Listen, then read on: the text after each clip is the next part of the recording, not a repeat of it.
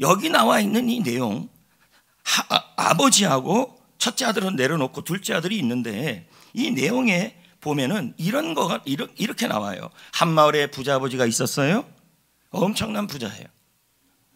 그리고 그 집에 아들이 둘이 있는데 첫째 아들은 생각도 말고 둘째 아들만 생각하자고요. 둘째 아들이 있는데 여러분 사춘기인가 봐요. 그렇게 모르겠어요. 청년인지 어떤 속을 너무 썩이는 거예요. 어느 날 이 아버지에게 이 둘째 아들이 자신이 받아야 될 상속이 있는데, 재산이 있는데 그 중에 좀 달라고 얘기를 한 것입니다. 그래서 그거 갖고 나는 떠나겠다, 예? 그렇게 얘기를 합니다. 근데 아버지가 얼마나 좋은 분인지, 그래 그거 갖고 그러면 한번 살아봐라 했어요. 지금 이 누가복음 15장 10절부터에 보면 이 아버지를 떠난 이 둘째 아들의 삶이 어떻게 표현되고 있냐면 허랑방탕했다고 표현되어 있어요. 그래서 번역본이 한 10개가 있죠. 번역본을 보니까요, 제 마음에 들은 번역이 있었어요. 술로 세월을 보내다. 확 이해가 돼요. 거기 하나 더 들어가는데 그건 뺄게요. 술과 술집 여자로 시간을 보낸다. 이게 허랑방탕이라는 얘기죠. 그리고 돈을 얼마나 뿌리면서 썼는지요. 이제 돈이 바닥이 납니다. 바닥이 확 나는데 거기다가 바닥이 난 상황에서 뭐가 오냐면 흉년이 왔어요. 자기가 배가 너무 고프니까 먹을 것을 구해야 되는데 방법이 없는 거예요. 그 전에 그렇게 돈이 많았을 때는, 그리고 있을 때는 그렇게 함께 오던 친구들이 전부 갔어요. 그런데 배는 고프고, 그래서 친구 하나를 찾아가 가지고 나 좀 밥 좀 주면 안 되냐고 그렇게 얘기를 했어요. 그랬더니 못 주겠다. 당신도 일을 해야 한다. 그러면서 돼지 우리에 가서 돼지를 돌보게 해요. 이 내용을 한번 좀 잘 봐야 됩니다. 당시 유대인들은 돼지는 부정한 동물이에요. 그러니까 이 부정한 동물한테 가갖고 이렇게 하는 것은 완전히 포기된 모습이죠. 갔는데 음식은 없고 밥은 없는데 뭐가 있냐면 지엽 열매가 있었어요. 자, 이렇게 생겼죠. 지엽 열매. 예, 도토리같이, 아니 저기 콩같이. 그래서 저거를 아주 먹을 게 없는 사람들은 돼지가 먹는 저 지엽 열매를 같이 먹었다 그래요. 이 아들은 이 지엽 열매를 먹으면서 살아가는 것이죠. 자, 오늘 말씀을 이거 한번 연관시켜 보자고요. 나와 어떤 관련이 있을까? 저는 한번 생각해 봤습니다. 이 둘째 아들은 아버지 곁을 떠나서 허랑방탕하게 살았어요. 그런데 어느 날 갑자기 흉년까지 오고 친구들도 떠났어요. 제 생각은 아마 이렇게 생각했을 것 같아요. 무슨 생각이냐면 내가 죄를 많이 지어서 아마 나는 흉년이 온 것 같아. 친구들이 다 배신한 것 같아. 이런 마음을 먹는다는 거예요. 근데 이런 문제는 모든 성도들도, 저를 포함한 모든 성도들도 매일마다 겪는 일이에요. 뭔 일만 있으면 갑자기 아이가 경기를 해요. 그러면 그 경기를 했을 때 엄마 아빠는 뭐라 그러냐면 울면서 엄마가 다 지은 죄가 많아서 그래. 나 엄마 죄야. 이런다는 거죠. 전부 아닌 것 같이 앉아있지만 다 그럽니다, 여러분. 지난주에 메멘토리 수요일 날 들었는데 그 메멘토리에서 보면 어떤 분이 그러잖아요. 뭐 아이가 아픈지 뭐가 아팠을 때 입에서 평상시에는 그렇게 생각을 안 했는데 그런 힘든 일이 생기니까 뭐 배신당하는 일이 일어나니까 마음속에서 뭐가 생기냐면 내가 지은 죄가 있으니까 하나님이 나 벌 주는 거야, 이런 마음이 든다는 거예요. 근데 여러분들도 좀 그러고 있다는 거예요. 제가 그걸 어떻게 알 수 있냐면 나이 많으신 권사님들을 신방 가면 제일 먼저 나오는 말이 그겁니다. 아유 목사님, 지은 죄가 많은데 왜 빨리 하늘나라 안 갑니까? 내가 지은 죄가 얼마나 많은데. 자, 그래서 우리 아이가 이렇게 말을 안 듣는가 봐요. 내가 이렇게 다리가 아픈가 봐요. 이런 얘기를 되게 많이 합니다. 자, 아들은요 하루하루가 고생스러웠어요. 밤마다 무슨 생각이 들었냐면 내가 지은 죄가 많아서 벌 받는다. 친구들도 배신하고 돈도 잃어버리고 지금 이렇게 되는 일이 하나도 없고 난 돼지 우리에서 살게 됐다. 그것을 이제 고백하는 게 이 아들이에요. 어느 날 밤에 됐는데 갑자기 아버지 생각이 나는 거예요. 밤하늘을 바라보면서 아빠 그런데 나는 못 가요. 이런 마음이 드는 겁니다. 자, 그의 고백을 한번 들어봅시다. 18절 읽어봅시다. 시작. 아버지, 내가 하늘과 아버지께 죄를 지었사오니. 자, 이건 생각하는 거예요. 쉽게 설명하면 이런 말이에요. 나는 아버지께 아들입니다. 아들. 둘째 아들인데 죄를 지었습니다. 그래서 내가 지금 벌 받고 있는 겁니다. 이 얘기예요. 근데 여러분 이걸 우리는 뭐라고 표현하냐면 정죄감이라고 그래요. 사전에 보면 이 정죄감은 뭐냐면 내가 죄가 있다고 자기를 자꾸 생각하고 그 죄 때문에 내가 지금 벌 받을 거고 벌 받고 있고 이런 거라고 생각을 한다는 거죠. 이게 정죄감이에요. 근데 이 아들은 정죄감이 너무 크니까 어떻게까지 얘기하냐면 이제는 더 한 발짝 더 나가버려요. 나는 아버지의 아들이 아닙니다. 이렇게까지 나가요. 자, 21절 시작. 아버지, 내가 하늘과 아버지께 죄를 지었사오니 지금부터는 아버지의 아들이라 일컬음을 감당하지 못하겠나이다. 뒤에는 뭐라고 나옵니까? 품꾼으로 여기소서 이렇게 나와요.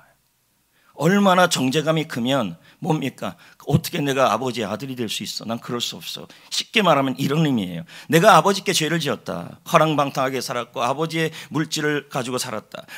그렇게 살았다. 그랬더니 지금 물질은 바닥에 나고 아마 여기 안 나왔지만 그 많은 돈 갖고 사기도 당했을 것 같아요. 내가 만나도 이런 사람이나 만나냐. 이건 다 뭐냐면 내가 하나님께 지은 죄가 많아서 그런다. 그러니 나는 하나님의 아들은 아니야. 아버지의 아들은 될 수가 없어.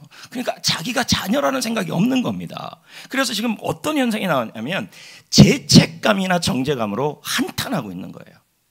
그러면서 한탄을 자꾸 하니까 한숨 쉬는 인생이 돼버린 거예요. 제가 오스틴 목사의 행복의 힘이라는 책에 보니까요, 요 설명이 나온 얘기가 하나 있어요. 한번 들어보세요. 사춘기 소녀가 있었다는 거예요. 사춘기 소녀가. 근데 이 아이가 가출을 했어요. 근데 한순간의 실수로 임신을 하게 된 거예요. 그 임신을 하게 됐는데 너무 어린 아이였는데 아이를 10달 만에 낳았어요.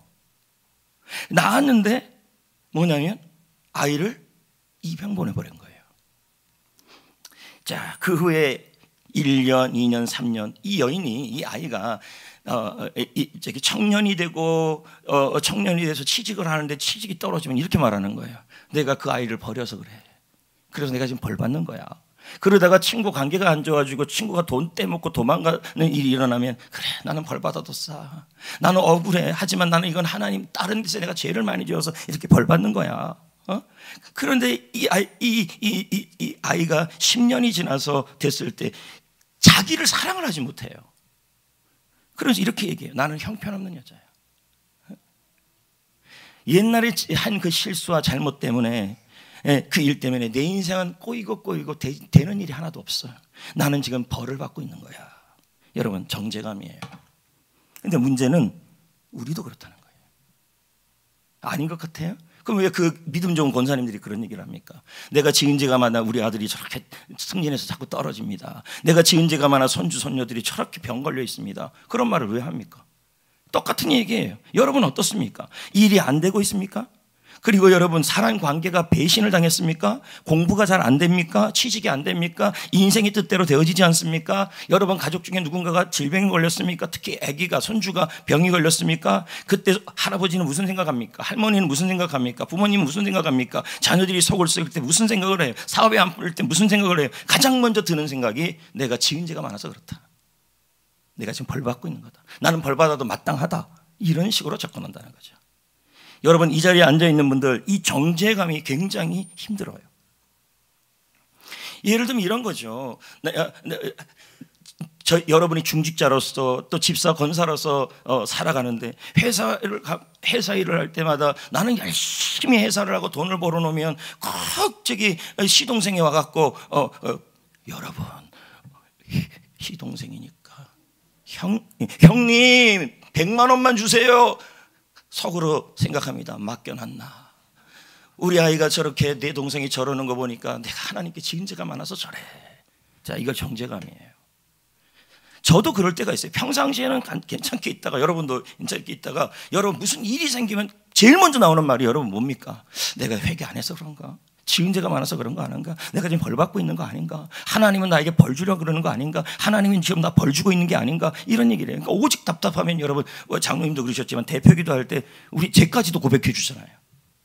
왜요? 막 이 죄라는 부분이 굉장히 부담스럽기 때문입니다. 그런데 그것이 그냥 죄로 끝나면 좋은데 하나님이 벌까지 준다고 생각을 하고 있다는 거죠. 요즘 여러분은 어떻습니까? 사업이 좀 안 되지 않습니까? 그러면 무슨 생각이 드냐면 평상시에는 괜찮은데 자꾸만 무슨 생각이 드냐면 내가 지은 죄가 뭐가 있는가 보다. 그러면서 기도할 때마다 생각은 안 나니까 알고 지은 죄, 모르고 지은 죄 하나님 아시죠? 왜 모르고 지은 죄까지 얘기를 합니까? 벌 안 받으려고 그러는 거죠. 그래서 그런 기도는 좀 빼십시오. 아는 죄만 고백하십시오. 여러분, 이 모든 일이 내가 죄를 짓고 있어서 벌어진 일이다. 어떤 죄인지는 모르겠죠. 여러분 개인마다 각가지 죄들이 있을 것입니다. 그 죄들에 있어서 내가 벌 받고 있다고 생각을 한 겁니다. 응? 만약에 제가 제 아이 중에 하나가 아파요. 아프면 마음이 어떤 마음이 드냐면 여러분이라면 분명히 엄마 아빠라면 이런 마음이 들어요. 아이가 속썩이고 문제를 일으키면 어떤 마음이 듭니까? 내가 지은 죄가 있어서 그렇다. 생각은 안 나도 어떻든 다 내 짓 때문에 면서 계속 하나님 내가 그래서 죄가 속썩이는가 봐요. 나는 죽어야 돼요. 이래요. 벌 받아도 마땅해요. 지금 이렇게 살아가고 있는 거예요. 거기다가 검사가 하나 더 있어요. 여러분 검사의 역할은 죄를 지적하는 거예요? 죄를 덮어주는 거예요? 우리가 그런 마음을 먹고 있는데 검사 마귀가 옆에서 참수하고 있어요. 넌 너 벌 받아도 돼. 네가 무슨 하나님의 자녀야. 하나님의 자녀가 그따구로 살아가. 그런 식으로 살아가. 너 당연히 지금 벌 받아야 돼. 네가 벌 받기 어려우니까 네 아이가 벌 받는 거야. 네가 힘드니까 네 사업이 돈이 벌 받는 거고 니네 가정이 벌 받는 거고 니네 삶이 네 마음이 벌 받고 있는 거야. 막 이런 식으로 옆에서 참수하는 게 검사 역할을 하는 게 마귀예요. 자, 계시록 12장 10절 시작. 우리 형제들을 참수하던 자, 곧 우리 하나님 앞에서 밤낮 참수하던 자. 자, 죄를 지적하는 거죠. 누가? 마귀가요. 안 그래도 정죄감이 있는데 마귀는 옆에다가 더 기름을 부어요. 그래, 너 맞죠? 너는 하나님의 자녀 아니야. 하나님도 널 싫어할 거야. 널 포기할 거야. 너를 좋아하지 않을 거야. 너를 용서하지 않을 거야. 너 때문에 가족이 힘든 거야. 너 때문에 일이 안 풀리는 거야. 너 때문에 가족이 아픈 거야. 너 때문에 사역이 안 되는 거야. 다 네 잘못이야. 이게 많이 드니까요 움츠러들어요. 예를 들면 이런 거죠. 제가 죄송하지만 이런 얘기 드려서 죄송하지만 엄마 아빠 입장에서 아이들이 결혼을 했는데 잘 살지 못해요. 그러면 부모님의 마음은 뭐냐면 그래 다 나 때문이야. 뭐 이런 마음이 드는 거죠. 그래서 이런 마음이에요. 정죄감으로 한탄하면 한숨 짓는 인생이 돼요. 오늘 이런 분들에게 하나님은 어떤 분인지를 다시 설명해 드리는 겁니다. 여러분, 하나님은 그런 분이 아닙니다. 벌 주고 싶어 하시는 분이 아닙니다. 아멘. 하나님은요 여러분을 싫어하는 분이 아닙니다.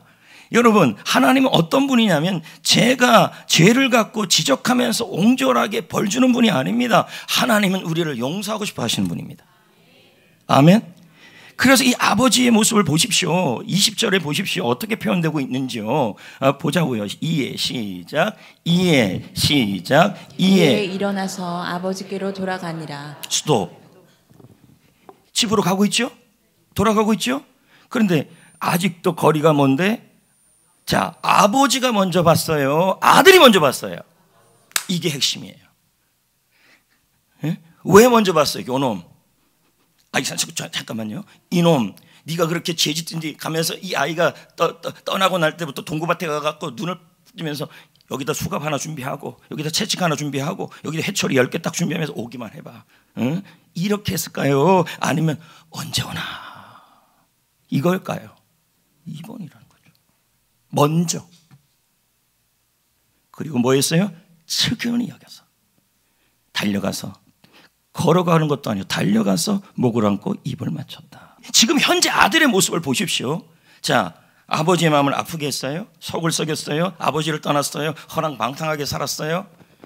부정한 돼지 먹고 살려고 돼지를 막 만져요? 자, 이런 상황에 처해진 상황입니다. 이렇다면 여러분 입장에서 본다면 나의 아버지인 하나님도 뭐예요? 여러분을 바라볼 때 어떻게 벌 줄까? 이렇게 바라볼 거라고 생각한다는 거죠. 근데 지금 그게 아니잖아요.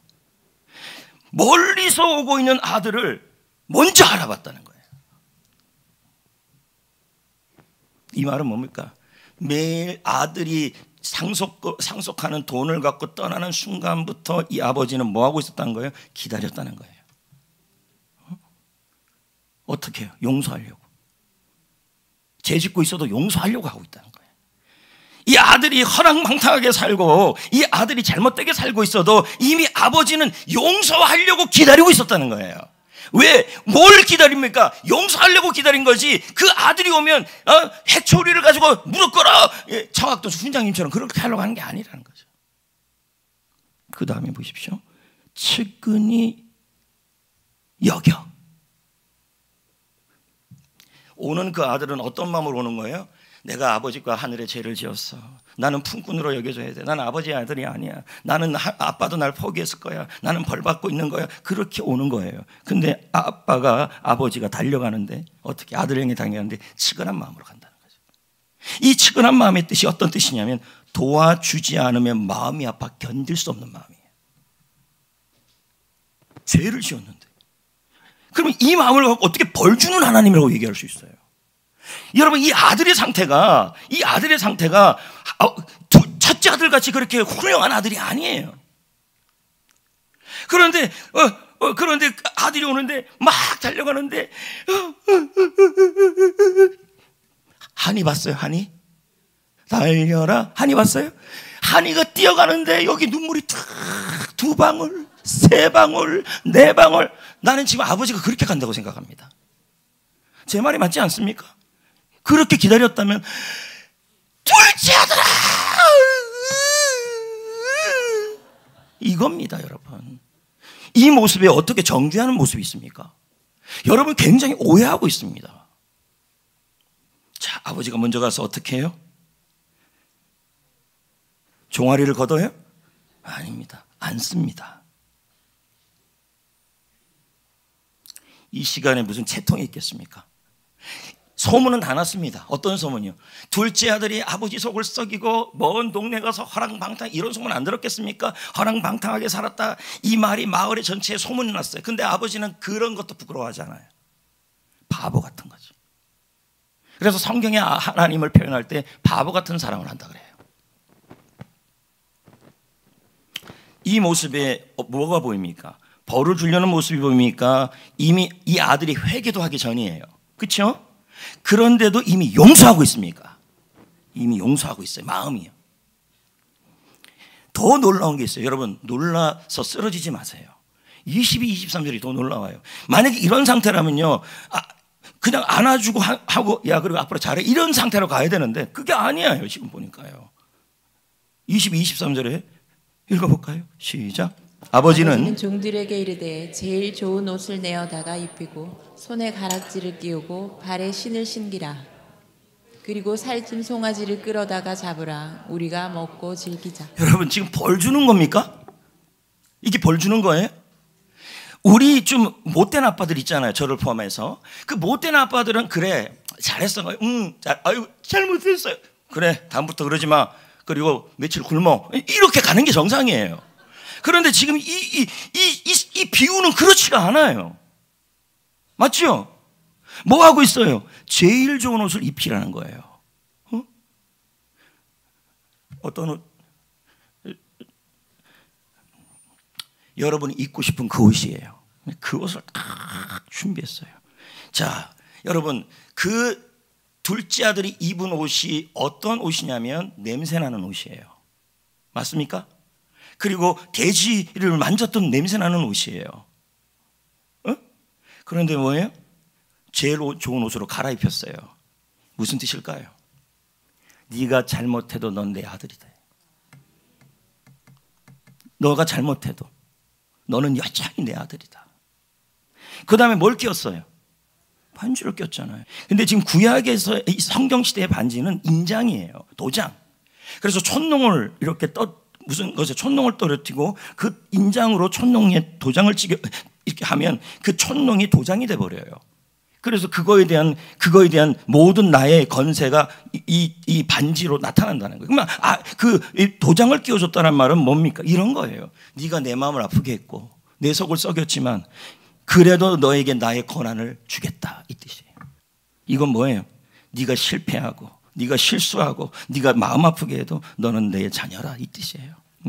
그 다음에 뭘 신켰어요? 뭘 신켰어요?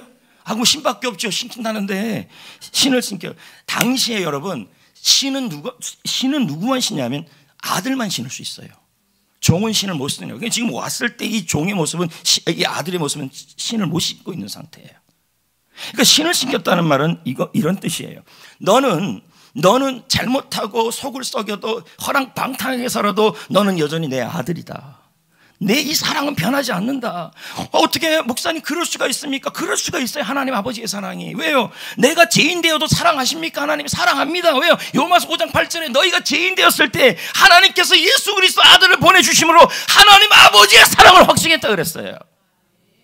여러분이 죄인일 때도 사랑합니다. 거기다가 여러분 놀라지 마세요. 살찐 송아지. 여기다가 여러분 마른 송아지가 아니었어요. 그러니까 정말 아들이 믿고 그러면요 그냥 뼈장국이나 주면 돼요, 그냥요. 그러나 여러분 살찐, 거기다가 제일 맛있는 고기, 송아지 고기. 당시에 이 살찐 송아지는요 누구한테만 주냐면 VVVIP에만 해주는 거예요. 여러분 이 아들이 뭐가 대단하다고 이렇게까지 해주냐는 거예요. 이건 뭡니까? 너는 이 살찐 송아지로 잔치를 베풀 정도로 너는 귀중한 애다. 귀중한 자녀다. 여러분 이 부분을 NICIT 주석은 너무 표현을 잘 해놨어요. 자, 제가 읽어볼게요. 왜 아버지는 이 정도까지 했을까? 우리는 이렇게 표현할 수 있죠. 하나님 아버지는 왜 아들 예수를 보내주셔서 이 정도까지 우리가 죄인 되었을 때 우리를 위해 죽으시면서 이렇게까지 해주실까? 이 아들이 죄를 짓고 부모 마음에 속을 썩이고 어리석게 살아가고 그럼에도 불구하고 왜 이렇게 죄를 안 물어요? 오히려 안아주고 옷을 바꿔 입혀주고 잘못된 아들인데 잔치까지 열고 있다. 그 이유가 뭘까? 다른 이유가 없다. 아들이니까. 아버지는 아들이 돌아오기 전부터 용서하고 있었다. 그러니까 떠나는 순간부터 돌아오기만 해봐가 아니라 떠나는 순간부터 기다리고 바라보고 있었다는 거예요. 뭐 하려고요? 걱정하는 거죠. 아들이 돌아오는 것을 보자마자 달려갔다. 아들이 죄를 고백하기 전부터 불쌍히 여기고 있었다. 측은히 여겼다 그랬잖아요. 도와주고 싶어서 뭐 마음이 안 달란 상태예요. 아들이 죄 고백이 끝나기도 전에 여전히 아들임을 알려줬다. 여러분 성경 구절에 우리 한국 번역에는요, 제가 아버지께 죄를 지었습니다. 하늘과 아버지께 죄를 지었습니다. 한 절로 나와 있어요. 사실은요, 이 부분을 주석학자들은 뭐라 그러냐면 아버지가 아들의 말을 끊었다는 그래요. 너 그렇게 죄에 대해서 많이 얘기하지 않아도 된다. 내가 더 원하는 것은 네가 나의 사랑 앞에 돌아왔다는 거다. 그 얘기죠. 성도 여러분, 우리는 죄를 짓고 나면 정죄감이 너무 큽니다. 이거 분명히 생각하셔야 돼요. 그래서 이런 생각이 들어요. 내가 지은 죄가 많아서 하나님이 우리 집에 벌 내리고 있어. 내가 지은 죄가 많아서 결혼했는데 애들이 맨날 싸워. 내가 지은 죄가 많아서 우리 아이가 속 썩여. 내가 지은 죄가 많아서 일이 안 풀려. 내가 지은 죄가 많아서 우리 가족에 병이 그렇게 많은 거야. 나는 벌 받고 있어. 하나님은 나에게 벌 줄 거야. 이러면서 정죄감으로 한탄하고 한숨 짓고 있는 거죠. 생각을 좀 바꿔야 돼요. 우리는 하나님의 자녀입니다. 하나님은 이미 여러분을 용서하고 기다리고 있습니다. 내가 주님 앞으로 돌아가면 달려오시고, 내가 제 더러운 옷을 입고 와도 입은 대로 안아주시고, 내가 잘못 살고 있는데도 하나님은 여전히 하나님의 자녀로 인정해주고 있습니다.